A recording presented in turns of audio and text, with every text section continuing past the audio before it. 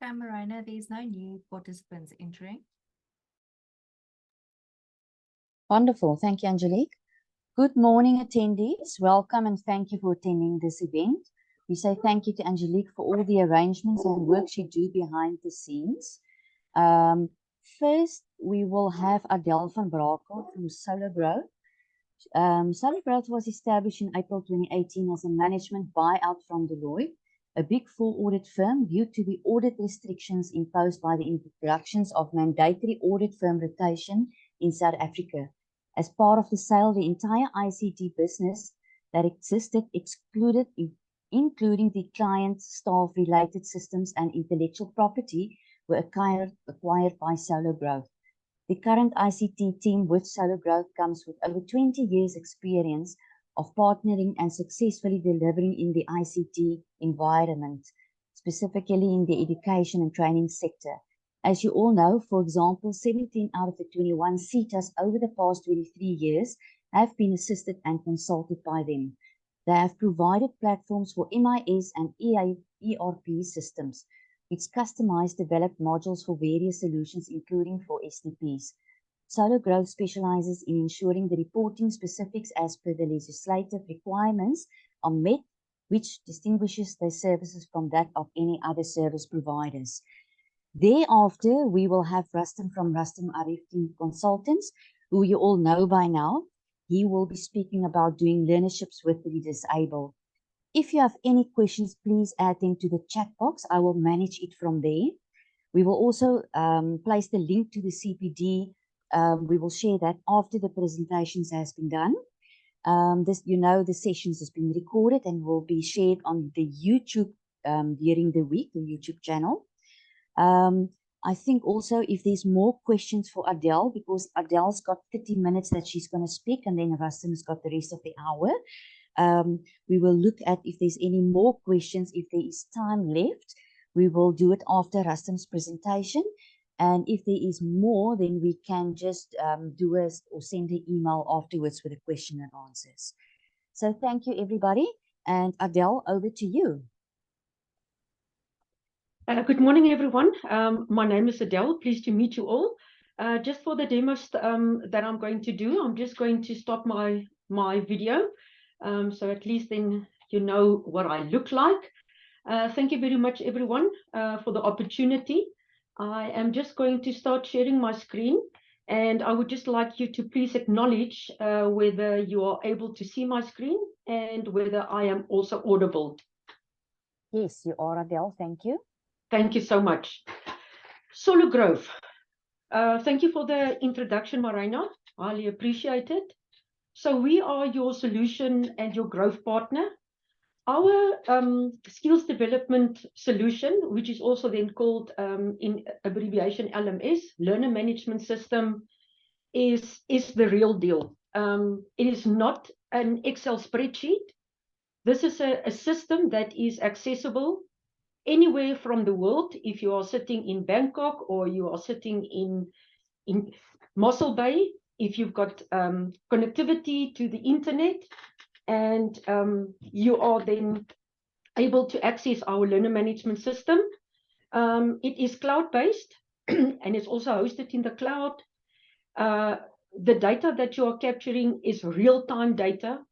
It's readily available, and as you have clicked on the save button, all the information that you have captured is there. So about our system, surely it is affordable. It is very easy to use. As I've said, it is web-based. There is a support structure for ease of reference if you're struggling with anything on the system. We've got an array of features. I've been told that only half an hour, so I will keep to my my limit. And colleagues, just on the 99.9% uptime, our system is cloud-based. So if you've got an internet connectivity and your battery is charged, because you can never know when Eskom is going to implement phase 6, you will be able to access the system anytime, anywhere. Our system is easy to set up and also to use. It is very user-friendly. It can accommodate very large groups of users. And with the amount of users, it is not limited to certain functionality. We are doing WSPs and ATRs for huge CETAs. And during the peak time, there is no downtime or any conflict in our systems. And we also have an in-house customer service team, whereby you can log queries if you do need any support after the implementation. On our second screen, some of the features that we have inclusive is within the login. So we've got a single sign-on. We also have a landing page with a logo and the branding of the client. For the demo purposes that I'm going to use, just a disclaimer, it is going to be the service provider called Resolution Circle, and they have provided us permission to use their system as per the demo that we are going to demonstrate today. And you will see that according to their logo as well as their look and feel, we call it the white labeling, we can also then white label your system according to your corporate colors or logo, whatever you prefer. Then the access per user is then controlled. There's strict roles and permissions that is adhered to, and it's also password protected. The system is also designed in such a way that you are prompted to change your password each and every 30 days, just for security purposes, and also to ensure that the user that is then using the system is actually the correct role. And yes, as I said, it's all roles and permissions based, so there's strict control within the login. In our second module, and some of the features, is our project management module. Here, members of the meeting, you can set up your projects. You can also indicate who is your project owner. You can apply consultants to them, client management, your funding management, specific learning program management that can be linked to your project management module, as well as your assessments and your achievements, and as well as your learner allocation. Sorry for that. Part of our feature is then also our learner system. So members of the meeting, as you surely know, for SDPs, it is essential that the learner information is captured. And once again, I need to emphasize, it is not on an Excel spreadsheet. It is on a system, real-time based, whereby learner information is captured. We do have an ID verification algorithm and scanning that is being done, that also will be demonstrated. And then we also have automated GPS coordinates, whereby I will do a demonstration whereby you type in the address, and automatically the system will then generate the GPS coordinates, which is then very helpful when you get to your reporting, so that GPS coordinates are then a compulsory field, and you don't have to go and Google it anymore. Automatically, when you type the address field in, it will auto-populate the GPS coordinates. And then secondly, most importantly, once your learners are then captured, it needs to be linked to a program or course registration. And of course, it needs to go through the entire cycle until that learner is then certificated and well done. The entire process for this specific learner is then captured on the system. And at any time, you can go on and track the learner progress, which is then also monitored on our proposed solution. Then part of the features that is also inclusive is your reporting. Management, as well as yourselves as the SDPs, you want to know where's your learners, what is the progress, and by selecting a certain report, we've got two types of reports. We've got our standard reporting, which comes with the base of the system, whereby you've got your assessor details, all your learner details, links to program, which learners has been certificated, who not, and I will also demonstrate that during my online presentation. And then you can go and also do custom reporting, whereby you can schedule your own reports, draw your own reports, and also schedule reports when it needs to be sent to you on a regular basis. So you can select as part of our value add. You don't have to go and generate the report each and every time. You generate the report once, you set up the reminder, you allocate the email address, and the system will then automatically, during that period of your selection, will send you the report that you have then been custom developed for you, in order to also make your life easier. We are not here to make your life miserable. We are here to give you good news on this cold Tuesday morning, to say that we have a readily available learner management system that can be used. And yes, I need to emphasize, it is the real thing. It's not an Excel spreadsheet. Then, colleagues, we've got other details of accreditation, the storage facility for documents that are uploaded. Everything is stored on the system. We also have a CRM, which we call the client relationship management. We've got workflow of emails. We've got accommodation to capture facilitators, assessors, moderators, coaches, users, and most importantly, our program setup is also included into our system. What is the benefits? So the benefits to use this system is that I've already explained. It is stored in the cloud, it's easy accessible, and everything that you do on the system is then audited. There's an audit trail from it. So if a certain user has captured details or uploaded a document, it will clearly indicate when is this document uploaded and by whom was this document uploaded. We also have the benefit of the automation of contracts.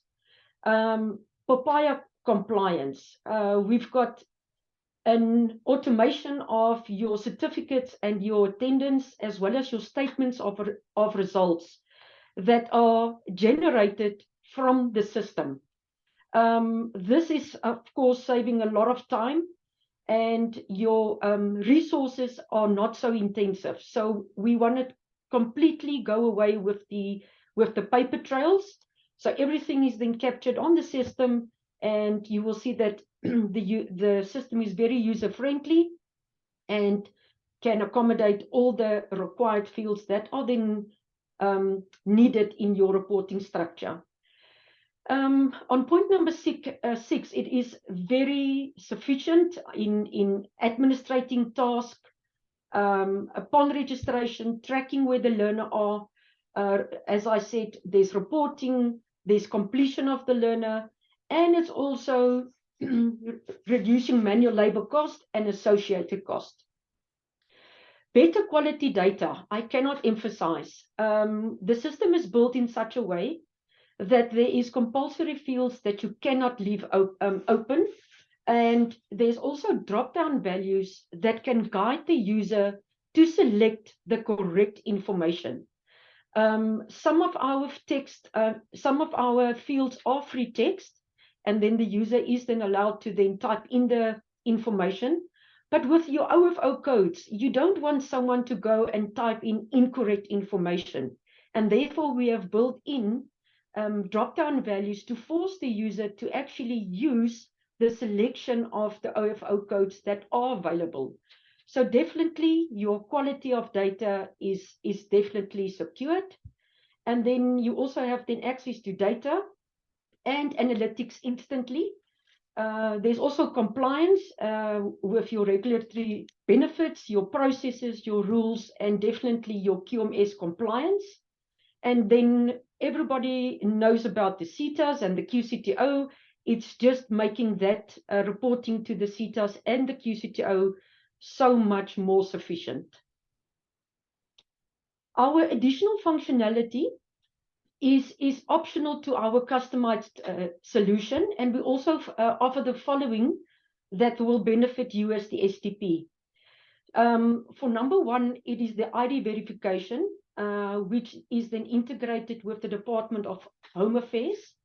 And there is a single ID verification or a bulk ID verification. So this add-on functionality will then, you will scan in the ID document of the learner, and then it will return the result of whether this learner is still alive or is it deceased, and it will do a true reflection of what is on the DHA database. So that is definitely an add-on functionality. Then I've also touched base with regards to our report builder. The system comes standard with your standard reports, and you can also build your own reports. We also have a functionality whereby you can bulk uploads. So that is where you can download the Excel spreadsheet from the system. You can then capture the learner details, 10, 20, 300, 6,000, there's no limit. And then you can upload the data that has been captured, and the system will check whether the data that you've captured is correct. If not, it will return an error. If it's successful, it will also show you the successful report. On the bulk uploads, it is coming very in handy, because immediately, if data is captured incorrectly on the Excel spreadsheet, the system will also return you an exception error and clearly identify in which row the data is captured incorrectly. So another add-on that we are adding to the system. Then members of the meeting, we've got workflows. If a learner is registered, there can be emails going out. If a learner has been certificated, there can be email generated. So I'm just making an example of workflows that are available on our system, and it can be customized for triggers in a certain event or a certain time. That trigger can go out via email to certain recipients, and just to make the life of yourself easier. And as we said, we are here to benefit you. Therefore, we are then also having a help desk platform. This help desk is where you are logging queries. So if you've got a system, if you need to have another user, I'm just going to make an example. If you have a user that needs to have access to the system, you will complete the user access form. It will be uploaded onto the system on the help desk. We will get the consultant applicable to the SDP will then get the access form. We will provide the access, and automated emails will be sent out as soon as the query has been resolved. You can also check your queries. Where are you currently? Which queries are common that are locked? So there's also that functionality to also assist the user if there is any problem. Then another additional functionality is your project setup. On your project setup, you can link all your projects that you currently have as an SDP. You can see how many learners are applicable to which project, which funds are available, which funds has been paid out. So everything is then also able to be customized according to your need. And I've also explained on the white labeling. So I'm going to demonstrate now what we do on the white labeling. As I said, we can use your corporate colors, your logo, and then we can customize our solution to your need. Okay, colleagues, just for purposes, can you please just jot down this email address? It's itosales@solugrowth.com.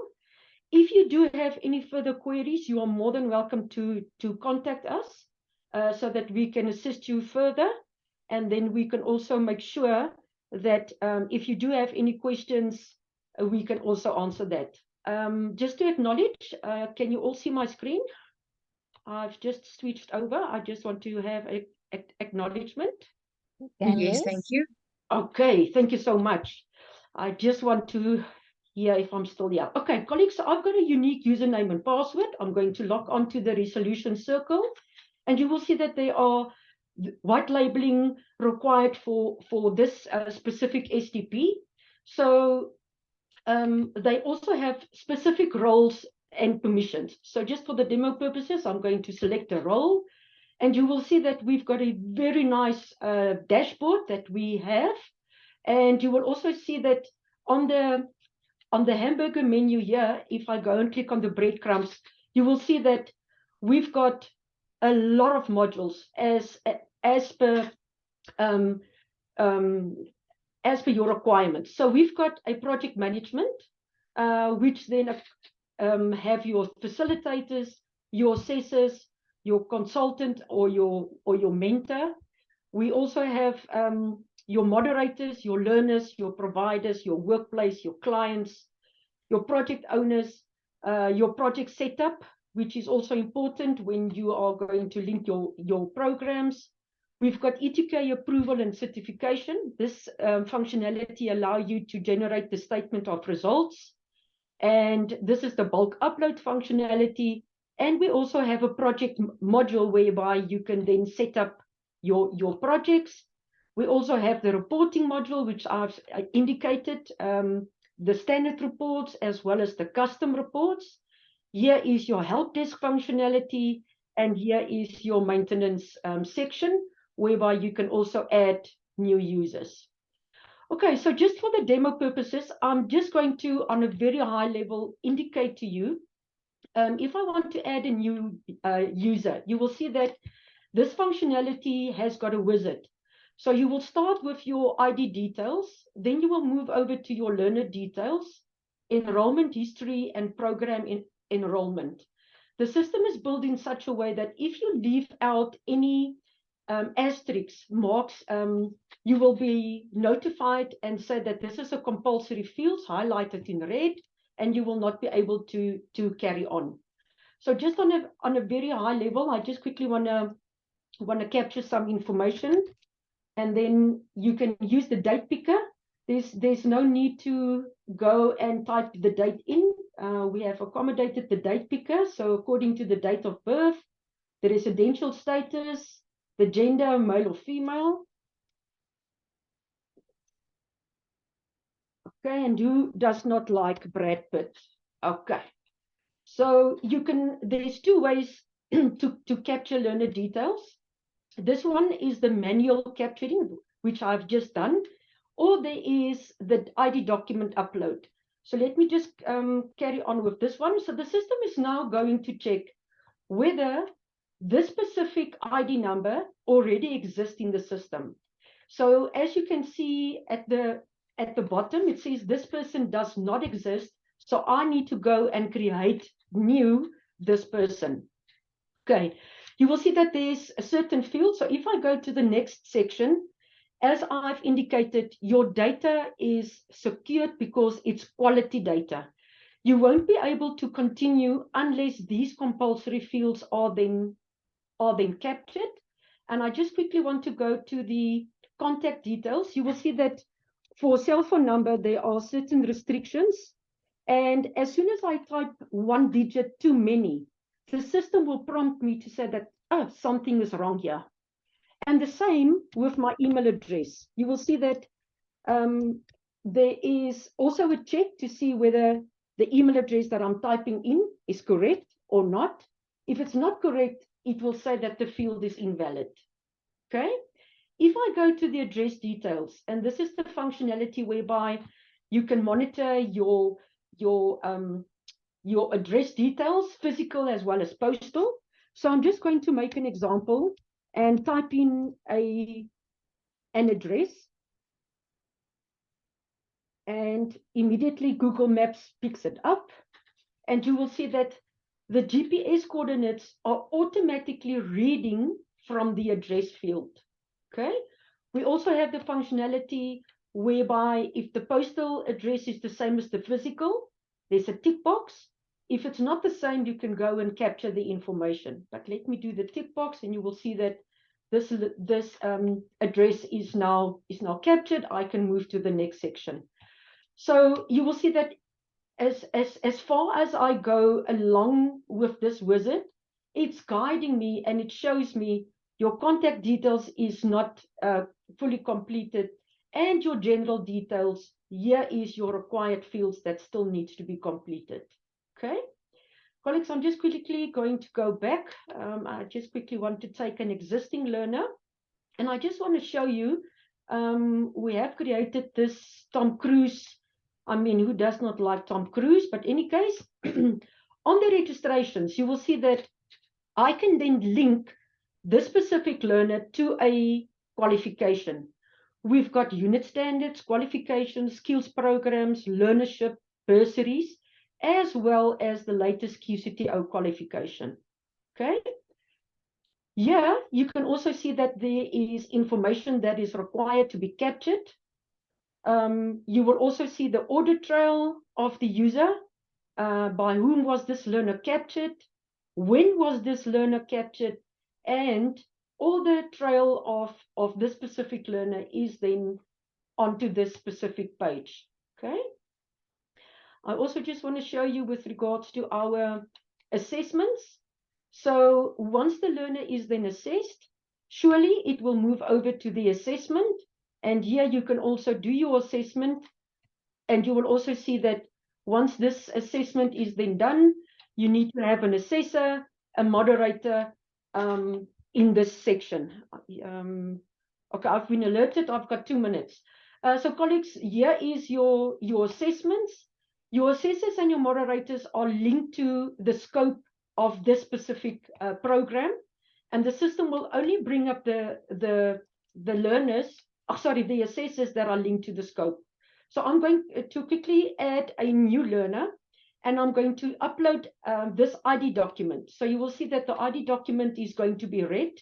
If I go and click on extract file, the system is now going to read the data from the ID card that is uploaded. It's not dependent to be color. It can be black and white, just as long as it's visible and it's clear. Here you can see that all the data from the ID card has been populated into these fields. And once again, I can do a validation and to check whether this ID number already exists in the system or not. If not, I can go and click on the create new and I can complete my process. Saving time, working efficient, and yeah, there's so much more that I want to show you, but unfortunately, my colleagues, Elmarie and Letitia, is my time over, or do I still have some time? Let's give it five more minutes. Okay, great. 5 more minutes. Sure, goodness. I was told, please don't go over. Okay. Colleagues, on the program setup, we have the functionality whereby you can predefine your qualifications and you can do the setup here. So I just want to show you that if you capture then the programs and it is linked to a certain unit standard or an OFO code, we do have a search criteria whereby you can then search for that specific OFO code, and it will then be linked to that specific learner. Once again, the contingency of your data. You won't get any garbage in, garbage out. So what you capture is what is going to also reflect on your reports. And as I said, we also have then the report builder. I just also want to show you the report that we currently do have. So you will see that there are, for this specific STP, there are 42 reports available. And if I go and select, for an example, the assessor details, and I run the report, you will see that it is going to then download immediately the report for me, and I will be able to view the details of this report by selecting. I can then play around and filter with this data, group them, etc. So the reports are also real-time data. As soon as you have captured a learner and you draw the report, the learner will reflect there. So there you've got all your details. I don't want to go into much detail here because there's some information and ID numbers. But in any case, this is then That was a test an site, example. Adele, so it is a Yeah, test site. just an example of what kind of reports are there.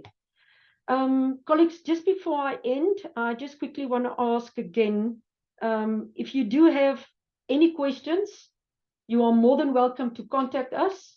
I want to thank the members of the ASDSA and the chair of this meeting. Thank you very much for the opportunity. We really appreciate it. Thank you. Thank you, Adele. Thank you for sharing your LMS system to us.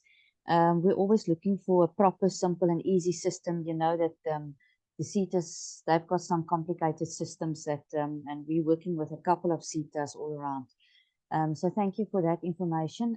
I know it was very, very short time period that you had to deliver, but I think if there is anybody that is interested, they can contact you on ITO sales or maybe A van Brakel at SoluGrowth.com and take it further. But to me, that is very easy and simple, and reports that you also the information that you can extract from that. So thank you very, very much for that information. Thank you very much, Marina. I appreciate it. Okay, I think if there is any questions, we will deal with that as we go along. I'm going to, we all know Rustim. Rustim, thank you very much for, I think this is your third session that we're talking about disabled, which is very near to the heart. So over to you. Okay, Marina, thank you very much. I just want to double check that everybody can see my screen. Yes, we can. Okay, excellent. So I'm going to flip my presentation around a little bit. Normally, I would present what is happening within disability and learnerships and what the benefits are and that type of thing. But I think there's so much that has taken place of late around skills development broadly that I want to just get the elephant out of the room first before I go into the detail. So there's been a couple of things that has affected disability, but it's affected everything with regard to skills development. The first thing is that I want to highlight is the Employment Equity Amendment Act, where disability target has been set at 2%. As you know, this has not been implemented. It's been delayed, probably by a year in terms of implementation. What that Employment Equity Amendment Act did, that created clarity, is that it set a target of 2% in terms of disability. Now, what's very significant about the disability employment equity target is that it is exactly the same as the Black disability employment equity target in terms of skills development, on skills development with regard to broad-based Black economic empowerment. So that's one of the things that I want to highlight. The second thing that I want to highlight is what's going to happen with the Section 12H tax allowances. We will not really know what's going to happen until potentially the eve of the 29th of February next year, except to say that is it going to remain the same? Is it going to fall away? Is there going to be something that is new? I really believe that it will be amended, and I believe that's going to be the case because of the definition of learnerships, which is still kind of very, very unclear. So are tax allowances going to be available post 29th of February next year? If they're not available, how does this affect the benefit or the lucrativeness of implementing disability learnerships within businesses is going to be severely affected. I will go through the technicality of the values and amounts when I actually start my presentation. So that's the second major change that is taking place. And then I think the biggest change is the end date for the registration of learnerships, which is the 30th of June. Already CETAs have notified their stakeholders that this particular date is going to be earlier, depending on the SETA. Some of them have indicated within the month of June. Some of them have indicated quite considerably earlier than that, which means that there's not a lot of time between now and whatever the deadline is by SETA in terms of being able to register learnerships. So you'll notice when I start to unpack what the benefits of disability learnerships are, you will see that you're going to have to make a very take some critical decisions here. Do you see these benefits as being substantial, and therefore you rather want to cash in on these benefits before they're lost, or are you going to have a let's wait and see situation in terms of let's see what's going to happen to the tax allowances, and then let's see what's going to happen with regard to how the QCTO is going to manage that transition period.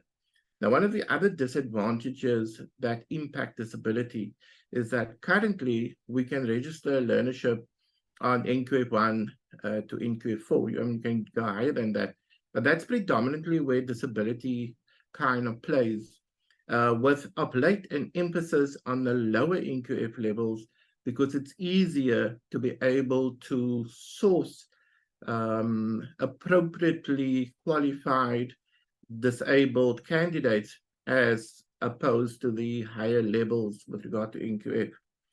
Now, there are not a lot of qualifications that start at a level 1 or a level 2 relative to what we have at the moment under the ETQAs of the various SETAs, which of course means that can disability be engaged on these QCTO qualifications.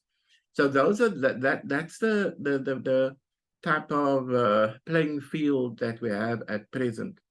Another factor that one has to take into account is that there are numerous conversations that are taking place. I noticed just yesterday that there was quite a bit of chatter on our WhatsApp group in terms of engagement that is taking place. So one of the things that I've spearheaded is that with the Cape Chamber of Commerce and Industry, I chair the Business Environment Portfolio Committee on Skills Development.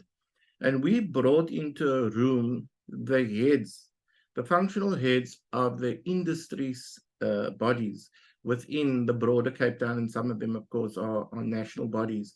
And we had we had the QCTO, as well as Mercy to present. And I was astonished that conversations at that type of level are not taking place. So one of the things that we are doing within this portfolio committee, and the ASDA is going to be joining this portfolio committee as well, is we're trying to engage with industries. And we're starting off with manufacturing, and we're asking critical questions in terms of what is it that the industries need, and what is it that the QCTO or the SETAs have to offer, and how can we address the low-hanging fruit in terms of understanding and implementation of processes, as well as being able to unblock many things. And it's quite amazing that when you put people together and you just communicate, the barriers just simply fall away. And then, of course, I suppose everybody's doing this of late. We got to look at our nation. You know, we're at a high point. The Springboks have won the World Cup. It's really unites our society and our communities. And I think in that spirit, this is the type of spirit we're going to be able to start unpacking and looking at things, which I'm really, really looking forward to. So even though I am highlighting aspects that are challenging, controversial, antagonistic, it's important that we can speak about it. And I think that the ASDSA has been doing a wonderful job in that they have engaged various platforms, kept us informed, and represented us at that type of level. So I thought that's a good idea just for me to put into perspective what is happening within the skills development landscape. Yes, my focus is disability, but I think many of the points that I've just mentioned and discussed is pertinent to the non-disabled as well. Now, our presentation is twofold. The one is I need to position learnerships in terms of broad-based Black economic empowerment. And the reason why I'm doing that, yes, I think disability employment equity is important, specifically now as well. I think everybody's got deadlines looming for today. Triple BEE is still the popular area in terms of disability learnership. So I need to contextualize the learnership with regard to triple BEE. The second part of my presentation is going to focus on exactly the learnership as a tool and how do we manipulate that tool to be able to achieve whatever our objectives or goals are.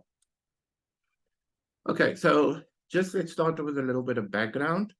The SARS benefits, as I indicated, the 12H tax allowance is coming to an end in February next year. However, there are two SARS benefits that needs to be taken into account. Everybody knows the employee tax incentives. I think we're halfway in terms of the 10-year time period. It was so heartening when the employee tax incentive was revised about 4 or 5 years ago, and they actually set it up for 10 years. It really gave business an opportunity to plan over the long term. And I don't know if you guys can remember, but when they brought about this amendment, it was far more improved than what it was before. Then, of course, there's Section 11A of the Tax Act. People very often ask me, what is Section 11A? It simply just says that expenses that you incur in these types of areas in skills development is fully tax deductible, which means that whatever you spend 100 Rand, essentially you're going to save yourself 27% of that 100 Rand in terms of a tax deduction. Then when it comes to SETA funding, I'm finding that SETAs are coming up with different types of approaches towards funding. WNR SETA, by way of example, had a special program. They put out a funding window for small businesses to apply for funding directly. Right? That was very unique, that they came and they said they will basically pay a grant to a stakeholder, SME, in terms of funding type of arrangements. I know that there is a lot of unsolicited funding happening. I've personally been approached by various SETAs to look at unsolicited type of funding projects. So I know that this is happening, and I'm hoping that the ASDSA is going to be brought into these type of opportunities that is on the horizon. What's going to happen after that? Nobody knows. How exactly they're going to do things. Certain SETAs have had their roadshows and indicated that this is going to be the way that they're going to approach things, but it's still very, very unclear.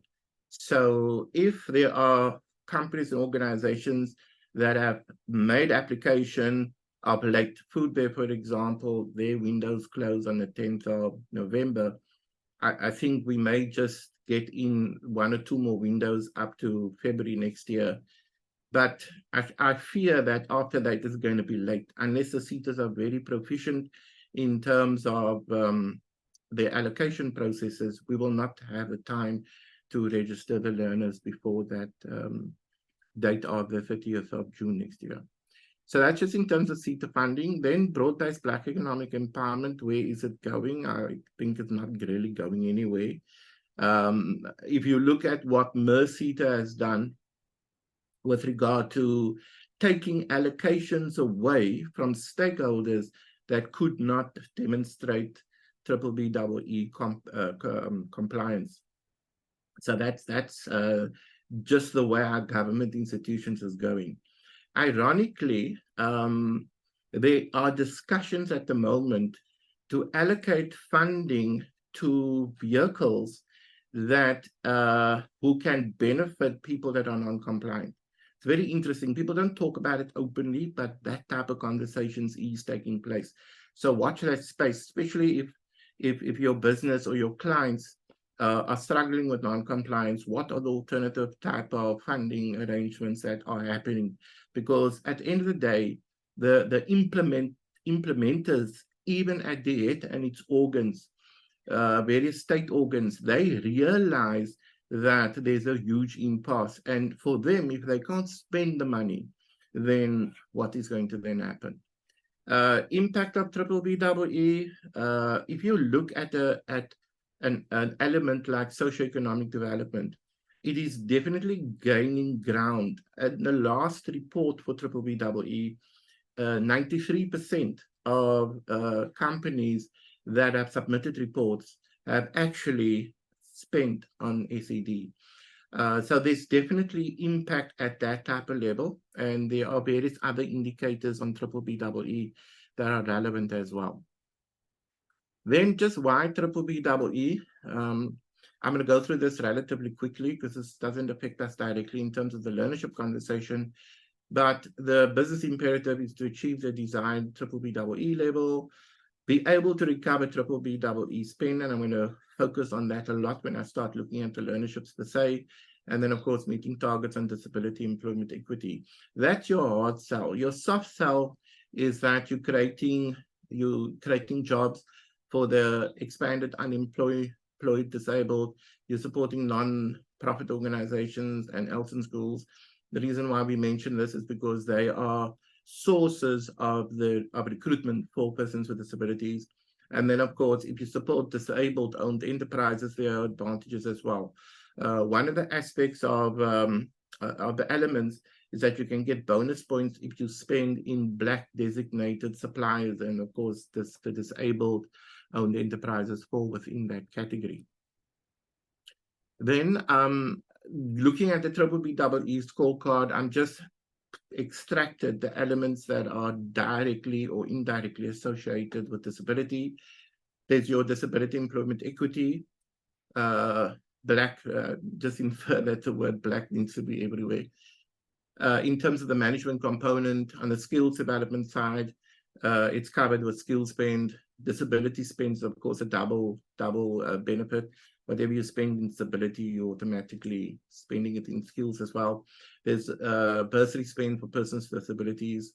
Then, of course, there's learnership targets for persons with disabilities, and then you can absorb persons with disabilities as well. And then just to quickly go through the rest of the elements, enterprise supply development, if you're spending within Black designated suppliers, of course, it adds to preferential procurement. If you are working with Black disabled-owned enterprises, there's enterprise developments, claims that you can make, supply development, if they become a supplier, and then of course there's a couple of bonus points, the one for job creation, and then converting an enterprise development to a socioeconomic development, sorry, a supply development. And then you got your socioeconomic development, and this is where you can actually build capacity within non-profit organizations that can actually partner you in terms of delivery. And I'm going to expand on that a little bit later.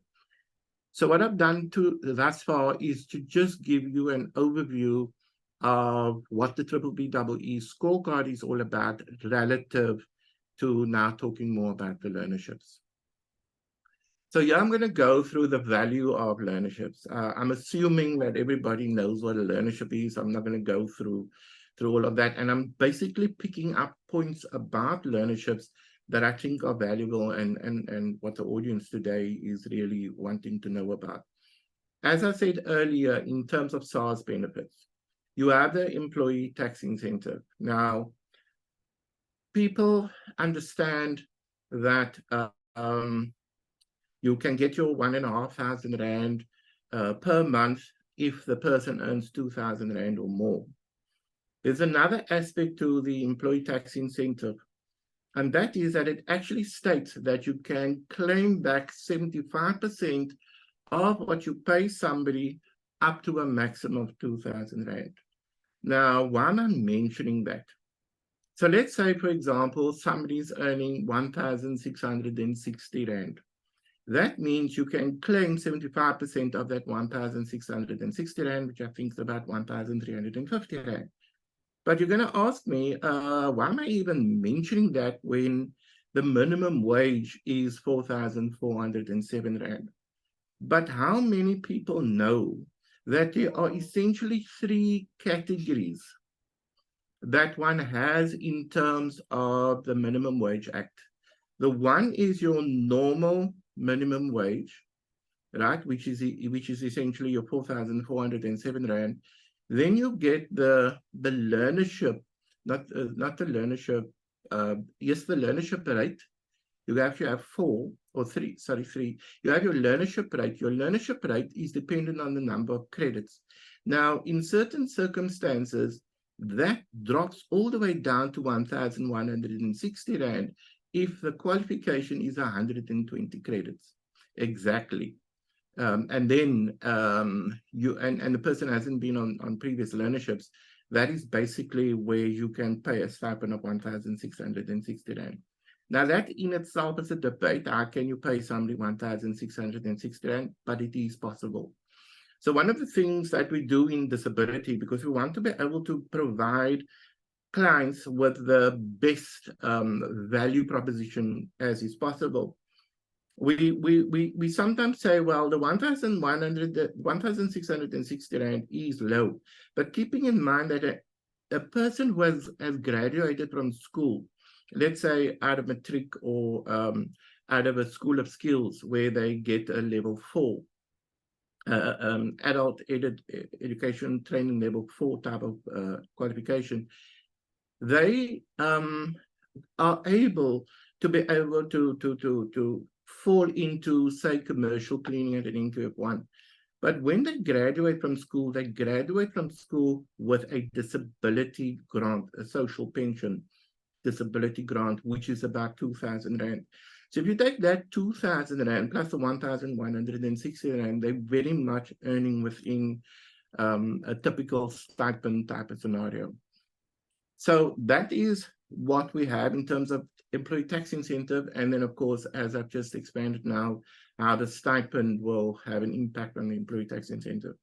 Then you've got your Section 12H allowance. That's 120,000 Rand for a person with disability. If you discount that in terms of your marginal tax rate, you are looking at something like 32,400 Rand. So that's the benefit. And keeping in mind that for the non-disabled, it's about 80,000 Rand. That is the value of your 12H tax allowance, which is about 22,000 and odd. So you can see that the benefits of disability is 50% better than the benefits for non-disabled. So when you go to providers that are going to offer you a learnership management solution, and this is very much, I think people within this room may do that as well. That is why disability is a good sell, because there are huge benefits in terms of your client base engaging the 12H tax allowance, specifically focusing on disability. Then your section 11A, I explained that earlier. I don't need to say anything more there. Then the seated discretionary grants. Now, the one thing about seated discretionary grants is that the seaters are still underperforming with regard to disability. So as soon as you do an application, especially when it's discretionary grant related, and you tick that box disability, automatically you are at an advantage. And in terms of the grant funding that you could receive, in some seaters' cases, there's an enhanced fee. Let's take food bev as an example. I'm sure there are people here that are in that industry. There are two distinct advantages. The one is that the stipend is 1,000 Rand more for a person with a disability. And then you've got the disability grant itself, where in Foodbev's case, it's a 12,000 Rand grant. Now, if you add that 24,000 Rand, you take that as a percentage of the total grant. I don't offhand know what that would be, but it's substantial. You know, it's at least 20, 30% in terms of the discretionary grants. So seated discretionary grants, I think there's a huge benefit in terms of your clients for engaging within the seated discretionary grants specifically for disability. Then just developmental funding institutions.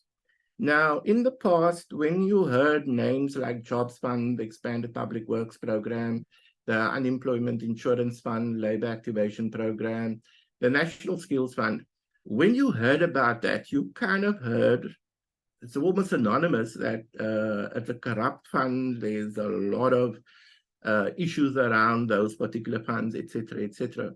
But there's been a major shift in terms of the focus of these funds. About a few years ago, 3 or 4 years ago, as an example, the Unemployment Insurance Fund actually opened up for predominantly training providers, private training providers, to be able to apply for funding, which was not necessarily the case before. So that was different. Of course, Jobs Fund always funded private enterprises as well. The National Skills Fund, to a certain extent, also funded private training providers. That happened. And depending on how you manipulate the Expanded Public Works Program, if you formed a partnership with somebody within the social sector of Expanded Public Works, then these were interns that was receiving a stipend but needed a workplace.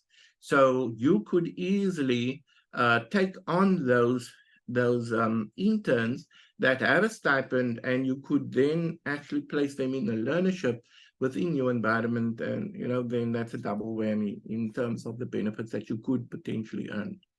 Then just on learnership expenses, we've got the learner stipend and training fee, and then the learnership management fee as well. I've just kind of kept it very basic, and there are, of course, many subcategories within that.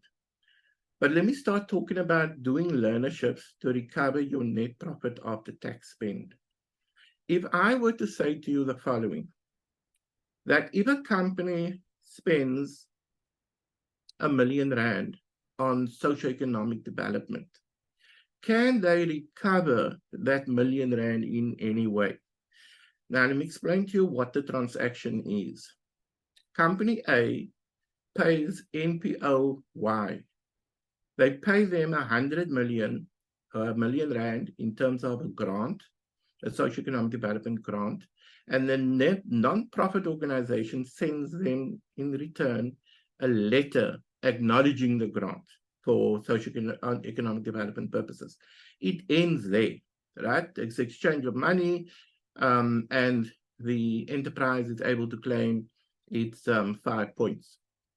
However, if that NPO says, okay, fine, thank you very much, but our mandate as a non-profit organization is that we need to provide opportunities of development and learning and growth for our beneficiaries. So for that R1 million that you gave us, let us run a learnership program for you. So we will recruit the learner, we'll find a training provider to do the training, we will pay for the support of the learner and the administration of the learnership even, right? So for that R1 million, you got a service provider essentially, which is not a service provider because there's actually no financial relationship. That has happened already. But they're now doing 10 learnerships. Let me just use that as an example. So because they're doing the 10 learnerships for the enterprise, that enterprise is getting the benefit of the 12H tax allowances, and they're getting the benefit in terms of they will still be paying the stipends, so the ETI benefit will still be there. They'll still get the tax deductions. And in reality, those savings, which on average amounts to about 80,000 Rand per person, they saving 80,000 Rand per person on, let's say it's 10 people that they're getting done, they're saving between 70 and 80% of their net profit after tax spend dealing with a non-profit organization. Very complicated, very intricate, but can be done. Similarly, if you are working with a disabled-owned enterprise, and especially if it's, whether it's enterprise development or it's supply development, the same thing takes place there. You pay that entity the grant, and they then deliver the learnership, and then the enterprise is able to capture or benefit from the tax benefits, and therefore recover 70, 80% of that cost. So this is learnerships. Specifically, what I've spoken about thus far is learnerships in terms of broad-based Black economic empowerment and how you are able to leverage learnerships for the disabled that has a positive impact from a cost point of view and essentially save your client money. Just keeping in mind, if you save your client money, you are of greater value to your client. Then finally, I want to talk about YES. So YES stands for the Youth Employment Services. And when you speak about YES to people, the immediate response is no, not interested. But there's some things about YES that is starting to have a greater impact. And specifically for companies that are not able to get to that compliant level, or there is pressure for them to have a higher BBBEE level. So let me start off by saying that when a company wants to invest in the South African market, a foreign company, they essentially need to try and get to a level 4. It's very difficult for them to get to a level 4 because firstly, the ownership is probably not South African, so they don't score the points on South African ownership there. Then also, in many instances, their spend is on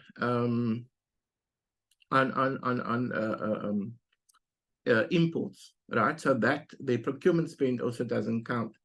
So in a case like that, YES is very attractive to them. So what YES is all about, you basically pay about 65,000 Rand. I'm just using that as an average.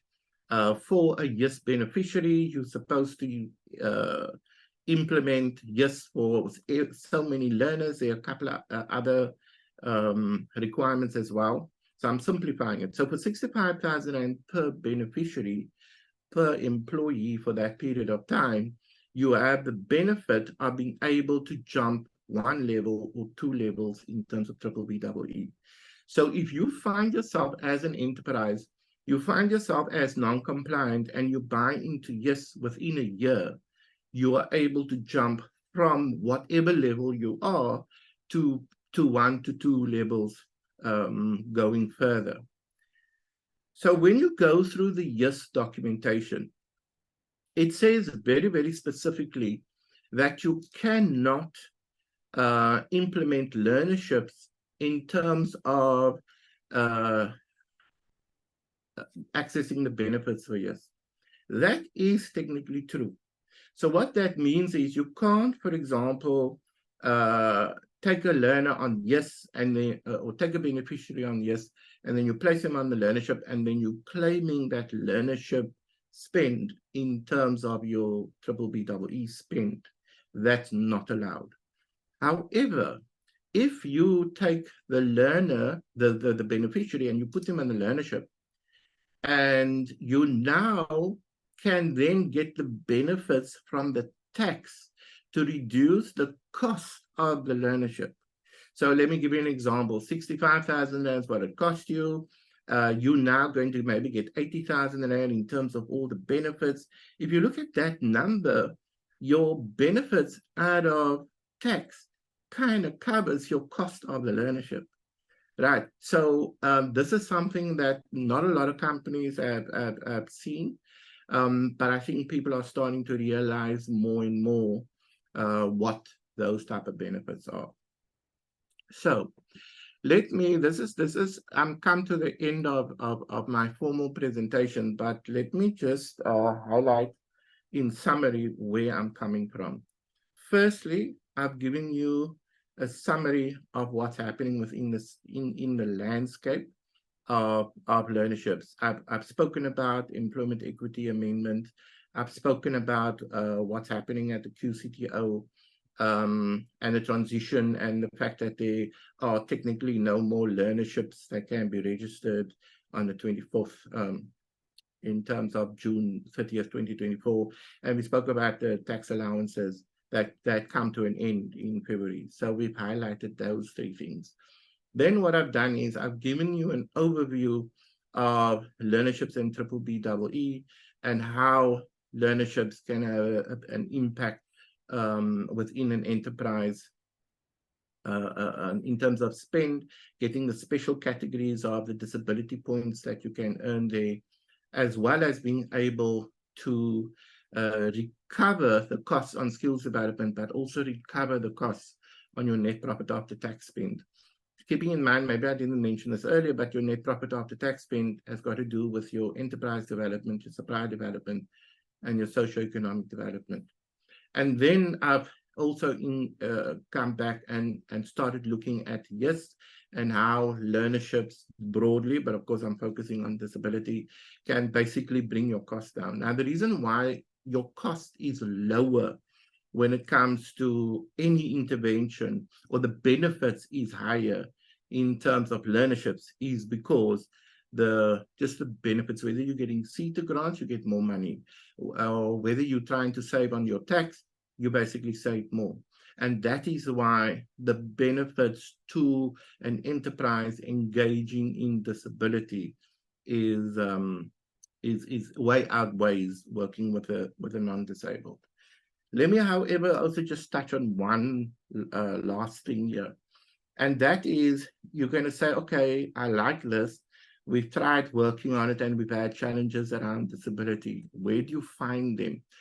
Now, finding the disabled is finding a needle in a haystack. If you want to find a needle in a haystack, I suggest you go to a hardware store and you buy yourself a metal detector.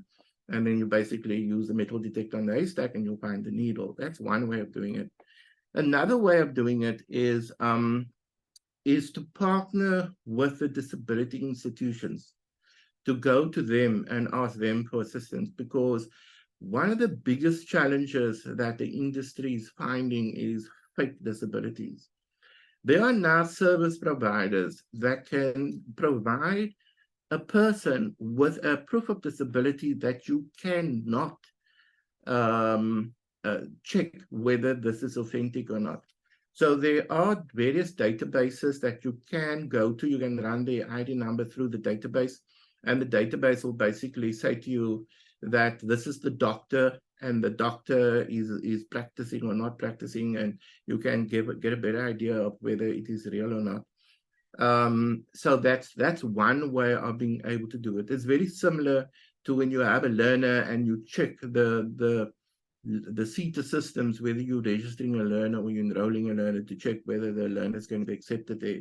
And this is another thing that providers have found, is that when they go and they recruit learners, I've had clients that needed to recruit 80 learners. And of the 80 learners that they did recruit, 75 had been on the very same qualification. So it's very, very frustrating. So that is a bit of a challenge. But I just want to also mention there's a huge pool of disabled that's going to become available. It was supposed to become available this year, but it's been postponed by a year. That is learners, recruiting learners from learners with special education needs schools. These are Elton schools. So at any one time, there's about 250,000 learners with disabilities in these schools concurrently, and 25,000 of them graduate every single year.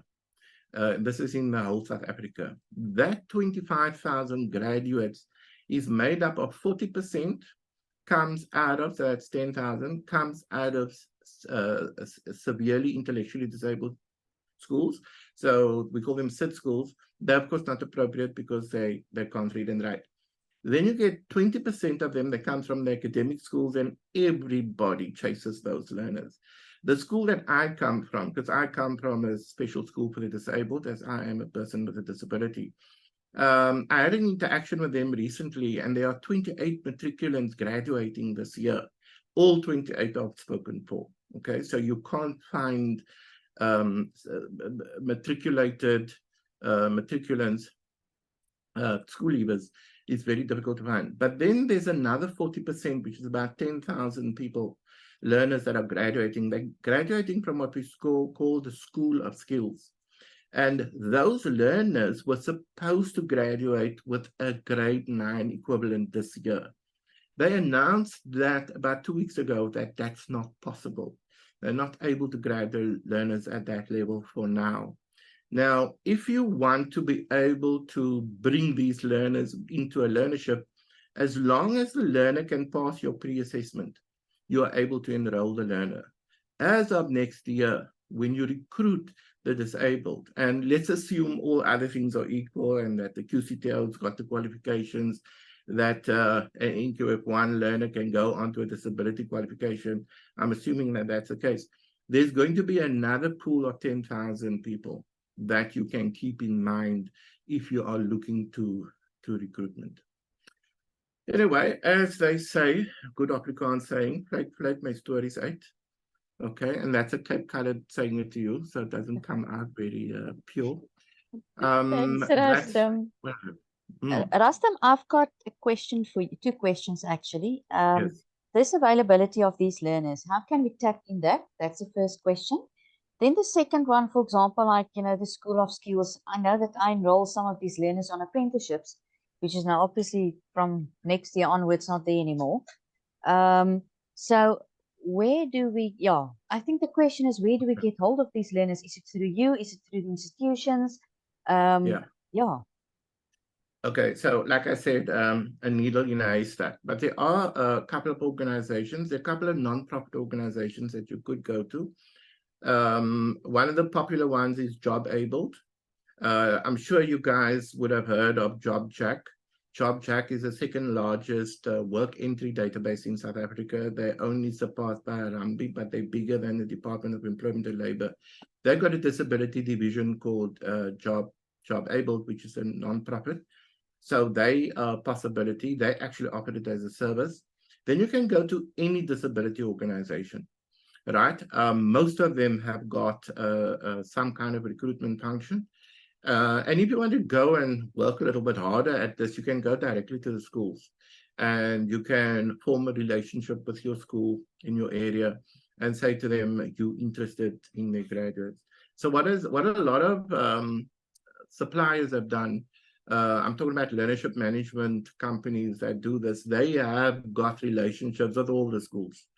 Okay, and that is why, with the example that I mentioned to you earlier, with the school that I come from, where I graduated from, those learners are spoken for already. So that is essentially how you do it. You look at non-profit organizations. But Marina, maybe what we should do is we can maybe share with members some of the names of disability organizations and also some of the schools. We can. These lists are they're open source. It's just that you don't see them easily. Yes. But I'm sure as the ASDSA, we can make this resource available for our members. I think so, Rustim, because here are persons or attendees that is in different we're in different provinces, which is not only Western Cape, and I often okay, I know you, but I mean, often we're sitting and we're thinking, okay, who are we going to use? Who are we going to contact? You fall around, you don't have the information.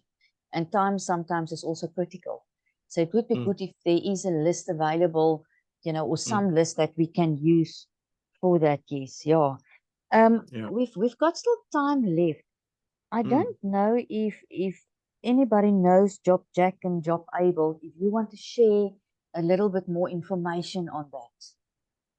Okay, so JobJack is a recruitment company. They're a private company. So they, like any recruitment company that you could approach, in terms of they focus on work, entry work seeker recruitment. Just to give you an example, last I heard they're on 2.4 million candidates. But they associated with job abled. So job abled, they get all the data on their candidates or in the database is all done online. So they go to schools, they capture the information of the school leavers, and that's one way how their database grows substantially. So there's an organization that you can engage with. Okay, and just Google job abled. I think it's jobabled.org, and you'll see what can happen there. But if you go to any disability organization, the one couple of good things about disability recruitment from these organizations is firstly that these people that they have in their databases are because they offer them disability services, and essentially they are psychosocial services, social workers that have assisted the person in rehabilitation or to enter the job market or whatever the case may be. So you are assured, you are relatively assured that the level of the candidates that you are recruiting from the disability organizations is, number one, they real, right? Because fake disabilities is a serious problem. And I'm sure everybody here can tell a story about fake disabilities.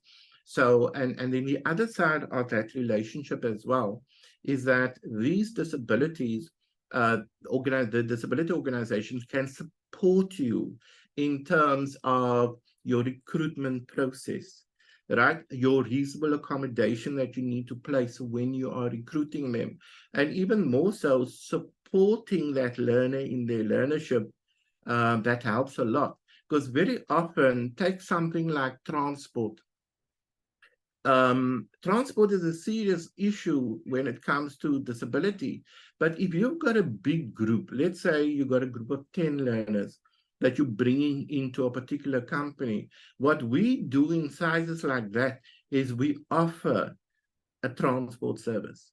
So we actually do a stipend deduction in terms of making it affordable, but you'll notice that the cost of bringing them in door-to-door service is as expensive as a taxi service. In fact, we've been able to prove in some instances that Uber carpool, in other words, you're Ubering a group of people together, is as cost effective as the people having to travel on their own. And keeping in mind that when you travel with public transport, you've got all the issues. The disabled person has got to leave their home, they've got to traverse to the pickup points, and then they get dropped off, maybe not close to their place of work, and then they have to traverse from that point to work as well. So these are just ways that if you're working with disability providers, like schools, like disability organizations, you get all that support with it as well. And then just to mention some names, you can go to the Association for Persons with Disabilities. They focus on physical disabilities. There are various associations for the blind. Here in Cape Town, there's Cape Town Society of the Blind. There's LOFOB. Then you got Epilepsy South Africa. They actually do lots of learnership programs. Then you got DEFSA, which is the Deaf Federation of South Africa. There are a myriad of them. My day job is I am a coordinator at the Institute for Promotion of Disabled Manpower. So you can contact me on this address as well. And we have all these disability organizations that are members of our nonprofit. And we basically build capacity within these organizations. So if you were to email me, I can either give you, pass you directly onto these disability organizations, or I can maybe find a solution for you in terms of that disability organizations. And in fact, I want to make an offer here. Now, I know we're not allowed to advertise on this type of platform. So this is not advertising for the sake of me giving you an invoice. This is advertising in terms of me being able to help you. For all the participants in this group, I am willing to have a short meeting with you so that you can tell me what your needs are in terms of disability, and I can maybe look at some solutions for you. This is what I do in my day job in particular. We have to promote and advocate for disability. So this is something that I'm prepared to do with anybody that wants to approach me. If you want to, you can maybe buy me a cup of coffee. I'd appreciate it. Thank you, Rustim. You know what? That offer, I think people will definitely, or attendees will definitely take up. You know, we often look at disabled people, or I always say differently abled persons. And we don't know, we know a lot, but we don't know a lot. I mean, you mentioned some of these institutions that I never heard of, and I know you can do the research, but also then again, we don't know these people. So I don't know if these, yeah, as you say, you will place a list for us that, you know, or just share some information on some of them, you know, I think, which is very critical. And I think people can take you up, you know, for that coffee, a nice cup of coffee. Yeah, we need, the target is 2%, you know, for your staff, or for your current staff that you need to have for employment equity. So yes, we need to look at it, but we also need to look at, and I mean, we look at employment, but what about these hundreds and thousands, 10,000s and whatever people that's not in place, who doesn't get the, you know, the opportunity. And sometimes what I've also, you know, came across was they use some of the disabled learners who's got now 5, 6, 7 qualifications, you know, and the new blood is not coming in. So sometimes I see this also as a problem. And you know, that is if you use various providers for that. So I don't know how we're going to overcome that, because everybody need to have a chance, you know, to enter into the world of work. We need to give them a chance. Yes. So Marina, you touched on a very important point. So I'm just going to spend another minute expanding on that last point that you made. It's the whole idea of serial learnerships, right? So one of the things that companies need is that they'll say to us, we love this concept of disabled learners, etc., but we can't afford to have disability within our workplace. So one of the solutions that we have come up with the nonprofit sector in particular is to place the learners, be hosted at various disability institutions. When they get placed there, and could be a disability organization, it could be a school, what happens is we form the learners into cooperatives, so that when the learners come to the end of their learnership, we either find another learnership for them, because it then means that they can continue their lifelong learning. So I know it sounds like serial learnerships, which it is, but the intention is different. And when we're placing into these cooperatives, that automatically means that you have absorption in terms of, you know, the BBBEE stuff. So that is one of the solutions that we do place as well. I should have mentioned that in the presentation as a major point, but I know that there's a lot of interest in terms of that. Thank you. I think in the chat box, I think there's a lot of them that say they're going to buy you coffee sometime. I must just say this. I don't want to put pressure on people, but I've noticed that Janine just made a comment there. So what Janine does, right? Not only do I get the coffee, she brings cake as well. Okay. No pressure. No pressure. Okay. What a muffin do. Yeah. Oh yeah, okay. And Janine made it chocolate cake. Very particular. Yeah. No, thank you, Rustim, for making yourself also available. You know, I know this is very near to your heart, and I think a couple of us also to understand how we can better everybody's lives, but not only from a compliance way that we need to, you know, introduce. I think there is a lot of things that we can do, you know, from our side.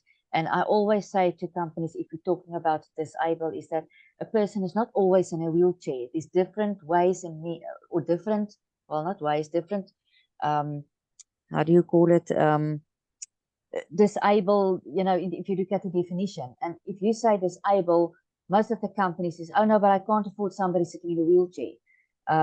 So that they're not, I would say, much educated around what is available, what is out there. Maybe we need to do a drive somewhere along the time, or, you know, to say, but what is it? How do you go about what you can do with a person? They are available.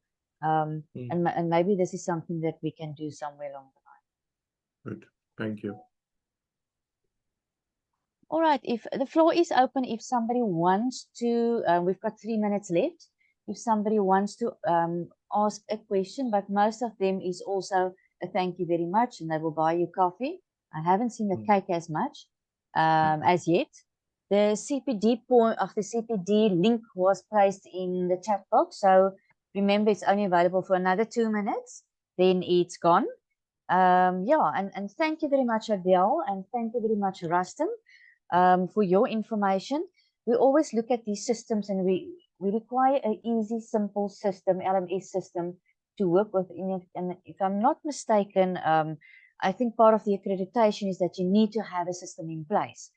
So yes, I know there's a lot of providers out there, but yes, look at Adele. You can contact her and take it from there. Yeah. Thank you very much, everybody. Thank you very much, Marina. Appreciate it. Have a good morning further. Thank you, everyone.